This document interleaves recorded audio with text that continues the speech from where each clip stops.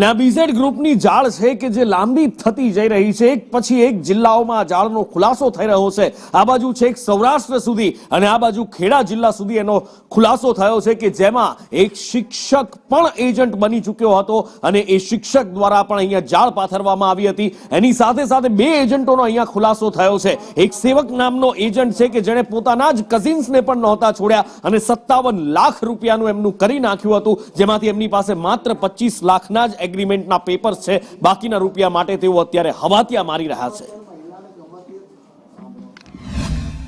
છેલ્લા ઘણા દિવસોથી વિવાદમાં ચાલી રહેલ બીજેડ ગ્રુપ પોન્જી સ્કીમના તાર હવે ખેડા જિલ્લામાં પણ જોડાયેલા હોય તેવું સામે આવ્યું છે।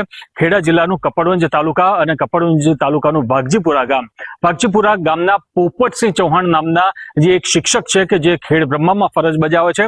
આ શિક્ષકની સાથે સાથે ઉત્કંઠેશ્વર મહાદેવ મંદિરમાં આવેલ એક જે દુકાન છે, દુકાનના માલિક છે કિરીટભાઈ સેવક। આ બંનેની જુગલ જોડી હતી અને આ બંનેની જુગલ જોડીએ સમગ્ર જે કપડવંજ પંથક છે, વિસ્તાર છે, ત્યાં એજન્ટ તરીકે કામ કરીને અનેક લોકોને આ પોન્જી સ્કીમમાં જોડ્યા અને તેમના નાણાં રોકાવ્યા। જે ભૂદેવ કોલ્ડ્રિંક્સ કરીને જે દુકાન આવેલી છે તે કિરીટભાઈ સેવકની દુકાન છે અને આ જે દુકાન છે તે છેલ્લા 4 દિવસથી બંધ હોવાનું અહીંયાના સ્થાનિકો જણાવી રહ્યા છે। સ્થાનિકો એ પણ જણાવી રહ્યા છે કે કિરીટભાઈ સેવકના પણ ખુદ રૂપિયા આ પોન્જી સ્કીમમાં તેમણે રોક્યા છે। તેમણે પોતાની 10 વીઘા જેટલી જમીન વેચીને આ પોન્જી સ્કીમમાં તેમણે રૂપિયા રોક્યા છે। કરુણેશ પંચમેદી, સંદેશ ન્યૂઝ, ઉત્કંઠેશ્વર, ખેડા।